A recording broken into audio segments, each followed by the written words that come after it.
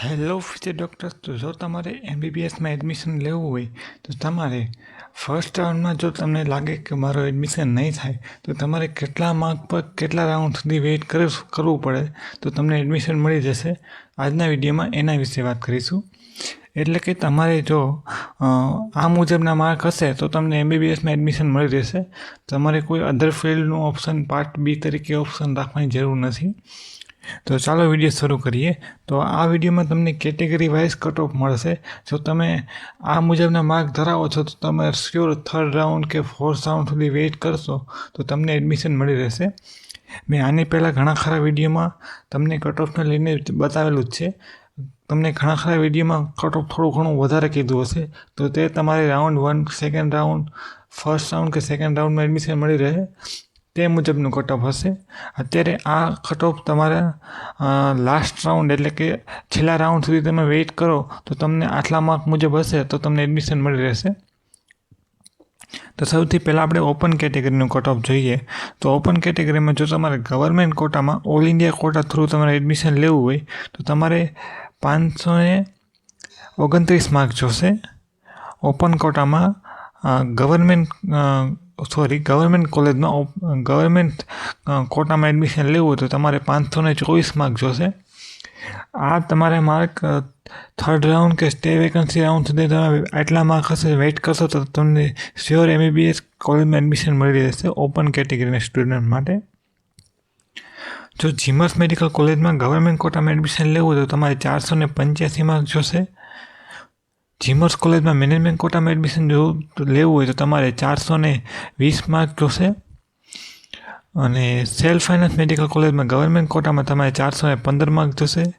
અને મેનેજમેન્ટ કોટામાં તમારે 280+ માર્ક જોશે. કારણ કે મેનેજમેન્ટ કોટામાં તમારે ફીસ ખૂબ જ વધુ હોય છે. એટલા માટે ઘણા ખરા પેરેન્ટ્સ તેમની ફીની કેપેસિટી ના હોવાના કારણે એડમિશન લેતા નથી. એટલા માટે હવે આપણે ઈડબ્લ્યુએસ ને એસીબીસીની વાત કરીએ તો ઈડબ્લ્યુએસને તમારે ગવર્મેન્ટ કોટામાં ગવર્મેન્ટ કોલેજમાં તમારે એડમિશન લેવું હોય તો 520 માર્ક જોશે. જીમસ કોલેજમાં ગવર્મેન્ટ કોટામાં એડમિશન લેવું હોય તમારે 482 માર્ક જોશે. સેલ્ફ ફાઇનાન્સમાં તમારે 410 માર્ક જોશે ગવર્મેન્ટ કોટામાં. એસીબીસી કેટેગરી માટે તમારે ગવર્મેન્ટ કોટામાં તમારે 510 માર્ક જોશે. એસીબીસીમાં જીમસ મેડિકલ કોલેજ માટે તમારે 480 માર્ક જેટલા જોશે. અને સેલ્ફ ફાઇનાન્સ મેડિકલ કોલેજમાં તમારે 398 માર્ક જોશે. એટલે કે અંદાજે 400 માર્ક જોશે. તો આ મુજબ તમારું ઈડબ્લ્યુએસ અને એસીબીસીનું કટ ઓફ રહેવાનું છે. આ મુજબ તમારા માર્ક હશે તો તમે શ્યોર તમે વેઇટ કરી શકો છો. જો તમને સેકન્ડ રાઉન્ડ કે થર્ડ રાઉન્ડમાં એડમિશન ના મળે તો. હવે આપણે અન્ય કેટેગરીની વાત કરીએ તો અન્ય કેટેગરીમાં તમારે એસસી અને એસટી કેટેગરીમાં સૌથી પહેલાં એસસી કેટેગરીમાં જો તમારે ગવર્મેન્ટ કોલેજમાં એડમિશન લેવું હોય તો તમારે 460 માર્ક સુધી હશે તો બી તમને એડમિશન મળી રહેશે. જીમસ મેડિકલ કોલેજમાં તમારે 430 જેટલા માર્ક જોશે. અને સેલ્ફ ફાઇનાન્સમાં તમારે 400 માર્ક જોશે એસસી કેટેગરી માટે. એસટી માટે 350 માર્ક જોશે ગવર્મેન્ટ કોલેજમાં. અને જીમસ માટે તમારે 300 માર્ક જોશે. અને સેલ્ફ ફાઇનાન્સ માટે તમારે 260 માર્ક જોશે. આ કટ ઓફ તમારું અંદાજિત એક્સપેક્ટેડ કટ ઓફ છે. હજુ તમારું કટ ઓફ તમને શ્યોર ક્યારે કહી શકાય જ્યારે તમારું ગુજરાતનું મેરિટ આવે. મેરિટ પછી તમને એ વસ્તુ ડિસાઇડ થશે કે તમને કેટલા આપણા ગુજરાતમાં સ્ટુડન્ટે રજિસ્ટ્રેશન કરેલું છે, કેટલું કોમ્પિટિશન છે, કઈ કેટેગરીમાં કેટલા સ્ટુડન્ટ છે. જો કેટેગરી વાઇઝ સ્ટુડન્ટની સંખ્યા ઓછી હોય તો તમારું કટ ઓફ ઘણું ખરું લો જાય. એટલા માટે તમને કેટેગરી વાઇઝ કટ ઓફ અત્યારે કોઈ પણ ફેકલ્ટી કહી શકતું નથી. તો બી મેં તમારા માટે વિડીયો બનાવેલો છે. તો આ મુજબ રહેવાનું છે. જો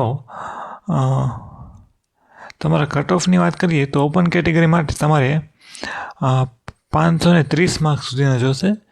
અને મેક્સિમમ તમારી ઓપન સેલ્ફ ફાઇનાન્સ માટે તમારી સીટ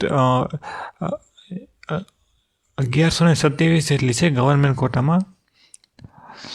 રિઝર્વ કેટેગરી માટે તમારે competitive effective EWS SC BC અને ST માટે તમારે કટ ઓફ અલગ અલગ રહી શકે છે.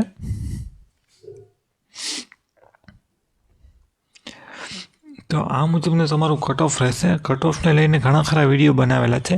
તો જો આ કટ ઓફ તમારે આટલા માર્ક હશે તો તમે પ્લીઝ વેઇટ કરજો, કારણ કે જો તમે વેઇટ કરશો તો તમને શ્યોર સારી એવી મેડિકલ કોલેજમાં એડમિશન મળી રહેશે.